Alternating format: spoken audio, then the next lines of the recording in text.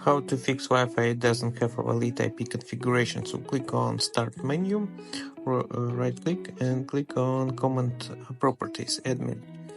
So make sure to click on it and confirm it. So CMD will be open and you need to enter following command and click on enter. So next command that you should enter you can see on the screen, then click on enter and restart your computer after entering these two commands. If this method won't help you, try next one. So click on the start menu and here you need to simply type device manager and select that from the list and click on it.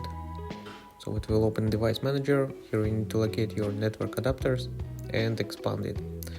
Here you need to select your Wi-Fi internet, so right click on it and click on uninstall. So simply uninstall the driver, and when you restart your computer it will automatically install your new driver and everything should work fine now.